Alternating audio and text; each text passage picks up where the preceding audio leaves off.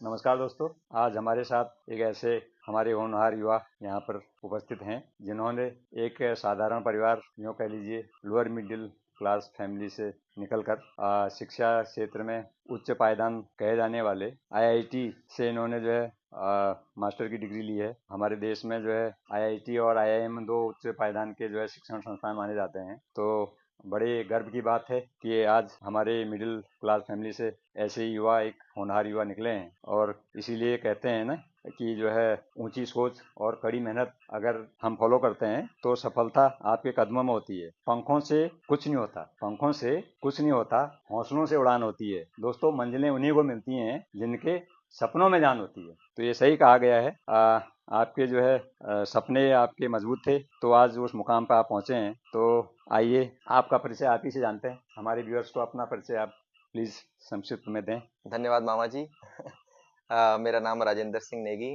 रामनगर से मेरा जन्म हुआ और उसके बाद मैं अभी जर्मनी में पिछले 5 सालों से जॉब कर रहा हूँ। जी। उससे पहले मैंने जर्मनी से ही पीएचडी की है। उससे पहले मैंने आईआईटी से मास्टर्स की है और दिल्ली यूनिवर्सिटी से बैचलर्स की है। और अभी मैं जर्मनी की एक कंसल्टिंग कंपनी में सीनियर मैनेजर की पोस्ट पर हूँ पिछले 5 सालों से। तो आप डॉक्टर राज ये बताइए, आईआईटी तक का सफर करने में आपको कितनी परेशानियां आई? आईआईटी तक का सफर आप संक्षिप्त में बताइए प्लीज। आईआईटी तक का सफर मुश्किल था भी और मुश्किल नहीं भी था, क्योंकि हमारे चाचा जो हमारे स्कूल में ही टीचर थे, तो 12th तक तो हमने चाचा के अंडर रामनगर से पढ़ाई की। उसके बाद घर वालों ने डिसाइड किया कि बैचलर्स के लिए दिल्ली यूनिवर्सिटी जाना चाहिए, तो हम फिर दिल्ली यूनिवर्सिटी से बैचलर्स की। बैचलर्स के टाइम ही पता चला कि आईआईटी से आप अगर बैचलर्स नहीं कर सकते तो आप मास्टर्स भी कर सकते हैं, क्योंकि उसमें कोचिंग के पैसे नहीं थे, तो हमने बीटेक की तैयारी की नहीं। तो हमने बैचलर्स में आईआईटी दिल्ली यूनिवर्सिटी में एडमिशन ले लिया और उसके बाद फिर सेकेंड ईयर से मास्टर्स के लिए आईआईटी की तैयारी शुरू कर दी। और फिर 2 साल बाद जब एग्जाम हुआ बैचलर्स के थर्ड ईयर में, तो आईआईटी में चयन हुआ और फिर 2 साल हमने आईआईटी रोपड़ में मास्टर्स की। और उसके बाद हम आईआईटी के थ्रू फिर पीएचडी के लिए जर्मनी मूव। आईआईटी की तैयारी करने के लिए स्टूडेंट को आपके हिसाब से क्या प्रिपरेशन करनी चाहिए? जैसे कि हमारे मिडिल क्लास फैमिलीज में आईआईटी तक तो कोई सोच ही नहीं पाता है। इसलिए मैं यहाँ पर जो है व्यूअर्स को ये जानना बहुत ज़रूरी है, खासकर युवाओं को, कि आईआईटी का अगर कोई सपना देखता है तो वो कैसे अपने सपने को पंख लगा सकता है, कैसे उड़ान लगा सकता है, ये आप प्लीज बताइए। देखिए, मेरा तो एक ही मानना है कि मेहनत सबसे ऊपर है। कि आप ये नहीं कि आप 20 घंटे 18 घंटे 16 घंटे की पढ़ाई कर रहे हैं बट आप सीख कुछ नहीं रहे हैं। आप मेहनत चाहे छोटी करें, 4 या 5 घंटे ही पढ़ें, लेकिन ऐसा पढ़े कि वो आपको जो आपका एग्जाम है उसके लिए बिल्कुल प्रिपेयर करे। जो मुझे लगता है कि जैसे मैंने तैयारी की थी, जब मैं भी आईआईटी के लिए तैयारी कर रहा था, तो ऑफ कोर्स हमारा कॉलेज भी था, हम मंडे टू फ्राइडे कॉलेज में थे और वीकेंड सैटरडे संडे हमारी क्लास होती थी। तो हमने भी 5 दिन या 6 दिन पढ़ाई नहीं करी। हमने भी सिर्फ 2 दिन सैटरडे संडे पढ़ाई करी, लेकिन जो पढ़ाई करी वो ऐसे करी कि हमारा एग्जाम इतना अच्छा हो, हमारे कॉन्सेप्ट इतने क्लियर हो जाए कि हमारा एग्जाम पास हो जाए। तो मैं यही सलाह देना चाहूंगा कि आप जितनी भी मेहनत करें मन लगा के करें, ताकि वो मेहनत रंग लाए। डॉक्टर साहब, हम आपसे ये भी जानना चाहेंगे, आप स्कॉलर रहे हैं, तो ये स्कॉलरशिप की क्या क्राइटेरियाज है आज के दौर में, ये भी आप जरा युवाओं को बताएंगे। हमारे टाइम पर जो स्कॉलरशिप का, एक्चुअली जो मेरे को स्कॉलरशिप मिली थी वो तो आईआईटी के थ्रू मिली थी, क्योंकि मैं अपनी क्लास में उस समय रैंक 1 था फर्स्ट 2 सेमेस्टर्स में। तो उसके बाद थर्ड सेमेस्टर में मुझे चयनित किया गया कि मैं मास्टर्स की जो थीसिस के लिए उसके लिए जर्मनी जा सकता हूँ। आजकल तो जर्मनी में बहुत ज्यादा स्कॉलरशिप चल रही है। जर्मनी एक ऐसी कंट्री है जहाँ लोग आते नहीं है, क्योंकि वहाँ लैंग्वेज अच्छा। प्रॉब्लम है। जी क्योंकि जी वहाँ जी। जर्मन होती है, इंग्लिश होती नहीं है। तो अगर आप जर्मन सीख लो तो आपके लिए जर्मनी आना बहुत ज्यादा इजी है, क्योंकि जब आप जर्मन सीख लेते हो तो आपके लिए कंपटीशन बहुत कम हो जाता है।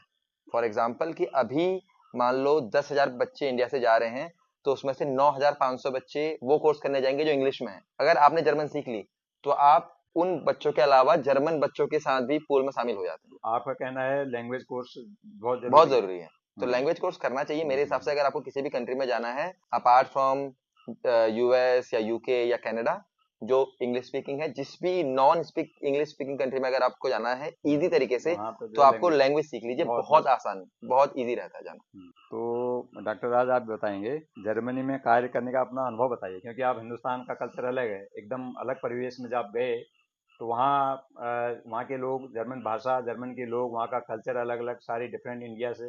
तो वहाँ का आप थोड़ा अनुभव बताइए। वहाँ कार्य करने का अनुभव मेरा काफी अच्छा रहा है। इंडिया में जो मैंने कल्चर देख, जो मैं डिफरेंस बता सकता हूँ वर्किंग कल्चर में, कि इंडिया में आप घर नहीं जाते जब तक आपका बॉस घर ना जाए। अगर आपका बॉस 8 बजे तक शाम ऑफिस में बैठा है तो आप भी 8 बजे तक बैठोगे ही बैठोगे। बिल्कुल बिल्कुल। और इंडिया में हायरार्की है कल्चर में कि हम्म। आपके बॉस ने जो कहा वो फॉलो सही करोगे। सही बात। ये थोड़ा डिफरेंस है जर्मनी में। जर्मनी में ये है कि आपने अपना काम खत्म किया, आपकी मान लो 5 बजे तक भी अगर जॉब है तो अगर 4 बजे खत्म हो गया तो आप घर जा सकते हो 4 बजे। आपको अपना काम करके देना है, टाइम बिल्कुल। की कोई पाबंदी नहीं है। और इन जर्मनी में आप अपने व्यूज रख सकते हो अपने बॉस के सामने कि मेरे को ये सही लगता है, ये गलत लगता है। आप अपने बॉस को चैलेंज कर सकते हो उसके व्यूज पे। अगर आपके व्यू सही है तो आपका बॉस आपकी बात मानेगा। वो बहुत फिर Obviously। इजी कर देता है वर्किंग कल्चर। सही फिर बात। आपका जो कम्युनिकेशन होता है एज अ कलीग होता है अपने बॉस के साथ, रादर देन कि वो आपका बॉस है, आपके इंस्ट्रक्शन फॉलो कर रहे हो। तो ये मेरे को काफी अच्छा लगा उस कल्चर में। इसी वजह से मैं अभी वहाँ रुका हुआ भी हूँ। तो जैसे कि आप काम करने की उस पर हम बात कर रहे थे, तो कल्चर वहाँ का और यहाँ के कल्चर में क्या सिमिलरिटीज आपको दिखती हैं, वो बताइए। सिमिलरिटी से ज्यादा मुझे डिफरेंसेस दिखते हैं डिफरेंस। कल्चर कल्चर में ज्यादा डिफरेंसेस है वहाँ पर। जैसे यहाँ हमारा कल्चर क्या है कि हम लोग बहुत फैमिली ओरिएंटेड हैं। हाँ। हम लोग फैमिली के साथ मिलके जी रहना, जी जी। फैमिली के साथ रहना, माँ बाप का बच्चों के साथ रहना बूढ़े हाँ होने के हाँ, बाद भी, वहाँ ये नहीं है। वो वहाँ कंप्लीटली डिफरेंट है। वहाँ वहाँ वो 18 साल के बाद ही अपना घर छोड़ देते हैं बच्चे। जिसको हम अंग्रेजियत कहते हैं, बिल्कुल बिल्कुल वो बिल्कुल। वहाँ पर है। और उसके अलावा वहाँ जब माँ बाप बूढ़े हो जाते हैं 50-60 साल के बाद, बच्चे अपने माँ बाप को ओल्ड होम में भेज देते हैं। तो हमारे यहाँ भी ये होने वाला है। हमारे यहाँ भी मैं तो उम्मीद करता हूँ कि ना हो। हम वही देख रहे हैं। लेकिन बच्चे जिस राह पर हमारे जा रहे हैं, वो हम देख रहे हैं कि हमारे यहाँ भी वो कल्चर हम अडॉप्ट कर रहे हैं हमारे बच्चे। तो हम आगे चलते हैं। तो डॉक्टर साहब ये बताइए, टॉप के इंजीनियरिंग में आपने जो है पीएचडी करने के बाद और अपना जो ट्रैक चेंज करके आप मैनेजमेंट के एचआर हेड हैं आप, तो ये कैसे जो है संभव हुआ, इसके बारे में जरा बताइए, बड़ा इंटरेस्टिंग है ये। हाँ, मैंने पीएचडी अपनी केमिस्ट्री में की है। तो मेरा बैकग्राउंड केमिकल साइंस का था। और जब मैंने अपनी जॉब स्टार्ट करी तो मेरी जॉब फिर मैनेजमेंट में है, कंसल्टिंग में है। क्योंकि मेरी रुचि पहले से ही कंसल्टिंग एरिया में थी। इंडिया में ये होता है कि हमको स्टार्टिंग में होता है हमें जो कोर्स मिल रहा है वो कर लें। बाहर जाने के बाद मेरे को समझ आया, जर्मनी जाने के बाद, कि आपको वो करना चाहिए जो आपको पसंद है जो पसंद है। और जिसमें आप आगे तरक्की भी कर सको। तो इसलिए मैंने जब जब आईआईटी से मास्टर्स करने के बाद पीएचडी खत्म करी, उसके बाद फिर मैंने ये डिसाइड किया कि मुझे मैनेजमेंट में ही घुसना है। तो मैंने उसकी थोड़ा प्रिपरेशन करी, अपार्ट फ्रॉम पीएचडी थोड़ा कोर्सेज किए जो मैनेजमेंट से रिलेटेड थे। और उसके बाद खुद भी आप अगर मैनेजमेंट में आपको ये चाहिए कि आप खुद ओनरशिप लेते हो, मतलब आप बोलते हो, आप रिस्पॉन्सिबिलिटीज लेते हो, वो मैंने स्टार्टिंग से ही दिखाई। तो उसके उसके कारण मेरा काफी इजी ट्रांजिशन था टेक्निकल से मैनेजमेंट की तरफ। तो डॉक्टर साहब, जर्मनी में तो मेरे अंदाज से आप पिछले 8-10 सालों से रह रहे हैं, हाँ, मेरे को 10 साल तो अब लगभग तो हो गए हैं। काफ़ी आपको रच बस गया होगा। तो भविष्य के लिए कुछ बताइए कि आपको जो है जर्मनी में बसना चाहेंगे या अपनी माटी से किसको प्यार नहीं होगा। पर कहने का मतलब ये है, आप वहाँ रहना चाहेंगे, यहाँ ज़्यादा रहना चाहेंगे। जैसे मेरे जो कलीग्स हैं, मेरे जो दोस्त हैं जर्मनी में, वो तो वहीं बसना चाहते हैं। उनके कॉन्ट्रास्ट में मैं, क्योंकि मैं बहुत सोशली जुड़ा हुआ हूँ अपनी फैमिली से, बिल्कुल बिल्कुल, होना भी चाहिए। अपने अपने लोगों से इंडिया में। तो मेरा तो यही है कि मैं अगले 2 से 3 साल में शायद वापस इंडिया आ जाऊं, अपने देश के लिए भी कुछ करूं। बिल्कुल, बहुत क्योंकि अच्छी जो बात है। हमने वहाँ सीखा है बहुत अच्छी वो अच्छी हम बात। यहाँ लाके इस कल्चर में भी डाल सकते हैं ये ना। हमारे होनहार युवाओं को ये बात सोचनी चाहिए। अब हमारे देश में आप लोग जानते हैं, इस समय जो है भारत में 23 आईआईटी हैं मेरे अंदाज से, और 22 हैं आईआईएम। टॉप की जो है जो हमारे शिक्षण संस्थान हैं, और हमारे 31 एनआईटी हैं हमारे, 800 780 हमारे करीब हैं। और प्राइवेट मेडिकल कॉलेज, प्राइवेट और सरकारी मिला के। और जहाँ तक यूनिवर्सिटीज़ की बात करें तो 1200 हमारे यहाँ यूनिवर्सिटी हैं। तो इतने जो है हमारे यहाँ जो है संसाधन होने के बावजूद, और फिर ये जो हमारे यहाँ से जो ब्रेन ड्रेन हो रहा, कहते हैं बाहर क्यों जा रहे हैं। तो ठीक अच्छी बात है, आप जो है जर्मनी में अपने रोजी रोटी के लिए गए हैं, तो ये चीज़ें आपको हमारी यूनिवर्सिटीज़, हमारे संसाधन यहाँ ये उपलब्ध क्यों नहीं करा सकती हैं। इसके बारे में कभी सोचा आपने? ये सोच तो अच्छी है डॉक्टर साहब की, कि आप कह रहे हैं मैं अपने देश से फिर अपने देश में आऊँगा, अपने देश को सेवा दूंगा, ये बहुत अच्छी बात है, अप्रिशिएट करने वाली बात है। लेकिन इस पे भी हमें गौर करना चाहिए कि हमारे यहाँ से जो टैलेंट बाहर जा रहा है, क्या हमारे यहाँ जब इतनी यूनिवर्सिटीज़ हैं, इतने उच्च लेवल के शिक्षण संस्थान हैं, तो रोजगार क्या यहाँ पे अवेलेबल नहीं हो सकता? इसके बारे में कोई सोचा आपने? रोजगार अवेलेबल हो सकता है और अवेलेबल है भी। जो मुझे समझ आया कि यहाँ से लोग बाहर क्यों जाते हैं, एक तो जॉब सिक्योरिटी। अच्छा अच्छा। बाहर बहुत ज्यादा जॉब सिक्योरिटी की, एक बार आपको हायर कर लिया तो बहुत रेयरली है कि वो आपको निकालेंगे। दूसरा जो इंडिया में मैंने जो कल्चर बोला कि हायरार्किकल कल्चर है, जिसकी वजह हम्म। से बॉस आपको कुछ नहीं समझता, उस बाहर वो कलीग्स लेवल का आ उस जाता है। पे उस पे ध्यान देने की बात है। उस पर ध्यान देना चाहिए सरकार को, खुद ही बिल्कुल कंपनी को खुद ध्यान देना चाहिए। उस वजह से मुझे लगता है कि लोग वापस आने की कोशिश भी करेंगे हम्म। इंडिया में। ऑफ कोर्स सैलरी तो फिर एक फैक्टर है ही कि बाहर सैलरी जो है इंडिया से 3 या 4 गुना ज्यादा मिलती है, तो उस चक्कर में भी लोग बाहर की तरफ मूव कर रहे हैं। अगर हम अभी उन एरियाज में जहां इंडिया को ज्यादा टैलेंट की जरूरत है, उन एरियाज में अट्रैक्टिव सैलरीज प्रोवाइड कराएंगे, तो मुझे लगता है कि काफी युवा इंडिया वापस आने की सोच। डॉक्टर साहब आगे आप बताएं, आप जैसे वहाँ पे अपनी कंपनी में एचआर हेड हैं, तो लीडरशिप के बारे में आप हमको बताएंगे। लीडरशिप में ऐसा कौन सा गुण होना चाहिए जो आप अपने टीम को ठीक से मैनेज कर सकें, कंट्रोल कर सकें? मुझे लगता है एक तो ओनरशिप। ओनरशिप। ओनरशिप जो मेरे को लगता है सबसे बड़ा गुण है कि मैं अगर किसी चीज की ओनरशिप ले रहा हूँ तो मैं उसको खत्म करके दूंगा, मैं अपनी टीम से उसे करवा के रहूंगा। क्योंकि अगर आप लीडरशिप में हो तो आपके ऊपर भी लीडर्स बैठे हुए हैं और उनकी आपसे एक्सपेक्टेशन है कि आप ही खत्म करके दोगे। अच्छी बात। तो अगर आपने उनकी ओनरशिप, उस चीज की ओनरशिप नहीं ली, तो वो मुश्किल हो जाएगा आपकी टीम के लिए भी उसे खत्म करना। तो मुझे लगता है कि ओनरशिप एक ऐसा one of the, of course बहुत सारे हो सकते हैं, लेकिन मेरे हिसाब से ownership is one of the biggest जो है गुण आपके अंदर होना गुण चाहिए है। अगर आपको लीडरशिप में जाना है। अच्छी और बात। दूसरा जो मेरे को लगता है जो बहुत ज्यादा भी इस जमाने में इंपॉर्टेंट होना चाहिए, प्रॉब्लम सॉल्विंग। कि कोई भी प्रॉब्लम आए आप उसका सॉल्यूशन खोज पाए, चाहे आपको टाइम समय लगे, लेकिन मुझे लगता है कि प्रॉब्लम सॉल्विंग भी एक बहुत बड़ा स्किल है जो हम्म। एक लीडर्स के अंदर होना चाहिए।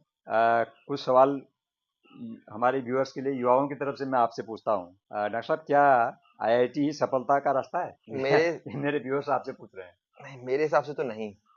मेरे हिसाब से तो जिस फील्ड में आप गए और आप मेहनत करके उसमें अगर उच्च पद हासिल करते हैं, तो उससे भी मुझे लगता है कि आप सफलता पा सकते हैं। IIT one of the meaning है, बहुत सारे अलग तरीके भी हैं। कुछ लोग कला के क्षेत्र में बहुत अच्छा कर रहे हैं, कुछ लोग संगीत के क्षेत्र में बहुत अच्छा कर रहे हैं। तो वो जिस फील्ड में आपको रुचि है, अगर आप उसमें मन लगा के, मेहनत लगा के उसको हासिल करने की कोशिश करेंगे, तो आप वहां भी मुझे लगता है कि सफलता पा सकते हैं। हमारी युवा पीढ़ी आज के दौर में विदेश जाने का बड़ा सपना देखती है, तो आप ये बताएं, विदेश में नौकरी पाने का आईआईटीएन तो आप हर कोई नहीं हो सकता, तो आप कोई उपाय बताइए व्यूअर्स को।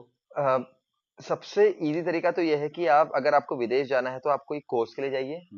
मेरे हिसाब से तो मास्टर्स के लिए जाना चाहिए, क्योंकि मास्टर डिग्री। बैचलर्स में आप इतने यंग होते हैं कि आप बाहर की दुनिया नहीं समझ सकते। तो आप बैचलर्स इंडिया में करके जब आप 21-22 साल के हो जाए, आपको थोड़ा समझ हो जाए, आपने थोड़ा बाहर की दुनिया देख ली हो इंडिया में, फिर आप मास्टर्स के लिए बाहर जाइए। और उसके, और जिस देश में आप जा रहे हैं, अगर आपका विचार उस देश में लंबे समय तक रहना है, तो वहाँ की भाषा सीखिए। क्योंकि अगर आपने भाषा सीख ली तो आपके लिए जॉब पाना वहाँ बहुत ज्यादा आसान हो जाता भाषा जरूरी है, है। भाषा भाषा पे ध्यान बहुत देना चाहिए बहुत अपने, ज्यादा जो जरूरी है। है क्या कहते हैं, एजुकेशन के साथ, एजुकेशन तो है ही है, उसके बिना तो कुछ है ही नहीं, क्योंकि आप जब वहाँ उसके की, साथ भाषा। जब आपके आप वहाँ की भाषा सीखोगे, तो आप वहाँ के लोगों को जान पाओगे। लोगों को जान पाओगे तो वहाँ आपका कल्चर जान पाओगे, तो वहाँ आपके लिए रहना भी बहुत आसान हो जाएगा जॉब के आपका साथ साथ। कहने का मतलब ये, आप जिस कंट्री के लिए तैयारी कर रहे हैं उस कंट्री की जो है भाषा आपको सीखना बहुत जरूरी है। बिल्कुल बिल्कुल। अच्छी बात। अब कुछ जो है व्यक्तिगत बातें हो जाए, हमारे व्यूअर्स भी जानना चाह रहे होंगे, और इतने बड़े शख्सियत के साथ गुफ्तगू हो रहा, कुछ इनके बारे में व्यक्तिगत भी जानना है। डॉक्टर साहब, आप अपने परिवार और करियर में संतुलन कैसे बनाते हैं? मैं तो अभी जैसे अविवाहित हूँ, शादी मेरी हुई नहीं है, तो मेरी तो परिवार अभी इंडिया में ही है। मेरी माता जी, भैया, भाभी, बहन, जीजा जी। तो हाँ। मैं अभी जो मैं संतुलन बनाने का मेरा तरीका ये है कि मैं इंडिया कम से कम 2 या 3 बार आता हूँ साल में, हम्म। और कम से कम 1 से 1.5 महीना रहता हूँ परिवार वालों के साथ, क्योंकि मेरी जॉब में ये सहूलियत है कि मैं इंडिया से भी काम कर सकता हूँ। तो अभी मैं, और ऑफकोर्स जब मैं वहाँ होता हूँ तो मैं परिवार वालों से, अपने रिलेटिव से लगातार फोन पर बात भी करते रहता हूँ जब मेरी छुट्टी होती है। तो वो मैं, मेरे अभी संतुलन का तरीका बना हुआ। तो अभी तो आप लीव पर हैं और अपने घर के एंजॉय कर रहे होंगे, और क्या कहते हैं, वहाँ के बारे में अपनी दिनचर्या बताएं जरा, लोग जानना चाहेंगे कि वहाँ की दिनचर्या कैसी होती है। वहाँ की दिनचर्या मेरी तो, सुबह उठने के बाद मैं सबसे पहले रनिंग चला जाता हूँ, या कसरत कसरत करने जिम चला जाता हूँ। हम्म। उसके बाद 9 बजे से मैं अपना ऑफिस शुरू करता हूँ। कभी मैं ऑफिस में जाके काम कर लेता हूँ, कभी मैं घर से काम कर लेता हूँ। हम्म। शाम को 5 बजे मैं लैपटॉप बंद कर देता हूँ, काम खत्म करके शाम को 5 बजे बाद कभी दोस्तों से मिल लेता हूँ। कभी हम्म। मेरी कोई अलग हॉबी है, जैसे टेनिस खेलना मेरी एक हॉबी है, वो टेनिस खेल लेता हूँ। और फिर आके उसके बाद 8 सवा 8 के अराउंड मैं खाना बनाना स्टार्ट करता हूँ।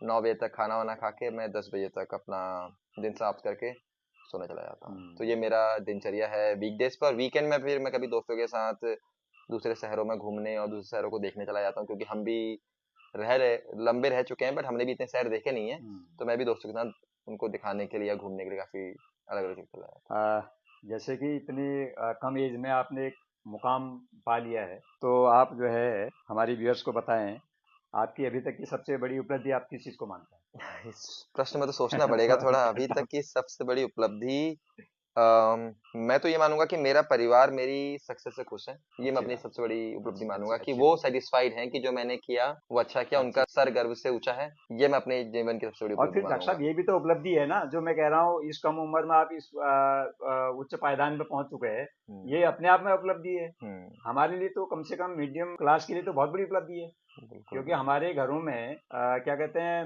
ज्यादा ज्यादा कितना सोचता है आदमी, समूह ग के बारे में सोचेगा, उसकी तैयारी करेगा। कोई अगर पीसीएस की, सिविल सर्विसेज की तैयारी कर रहा है तो बहुत बड़ी बात हो गई बिल्कुल है नहीं? बिल्कुल। बिल्कुल। और थोड़ा पढ़ने में ब्रिलियंट है तो हो सकता है वो जो है मेडिकल लाइन की जो है पीएमटी की तैयारी करे। हम्म। और इतना तो कोई सोचता ही नहीं है कि आईआईएम आईआईटी में भी हम जाएंगे करके। ये तो शायद आप भी नहीं सोचे होंगे। जब आपको जो है घर से बाहर जाना हुआ, दिल्ली यूनिवर्सिटी जाना हुआ पढ़ाई के लिए, आपने वहाँ वहाँ से आपने बीएससी की है ना, वहाँ से हम्म। आपने जी। फिजिक्स में, जी, केमिस्ट्री में। केमिस्ट्री में सॉरी। तो तब जाके आपको आगे के रास्ते जो है खुलते गए। जब बच्चे जब घर से बाहर निकलेंगे तभी वो आगे की परतें निकलती हैं। आगे बिल्कुल। क्या है तब घर में कुछ, क्योंकि मीडियम क्लास से बिलोंग करते हैं, कहाँ हमारे जो है पेरेंट्स इतने पढ़े लिखे नहीं थे, हम्म। है नहीं? वो अपने लेवल तक ही सोच सकते हैं, उससे ज़्यादा तो सोच नहीं सकते। तो लास्ट में डॉक्टर साहब आपको कुछ जो है रैपिड फायर खेलते हैं आपके साथ। आप आईआईटी नहीं करते तो क्या करते? बड़ा डिफिकल्ट डिफिकल्ट क्वेश्चन है ये। है। आईआईटी नहीं करता तो मैं भी अपना बिजनेस कर रहा होता। बिजनेस कर रहा होता। हाँ। अब ये बताइए जरूरी क्या है, किताबें या मोबाइल?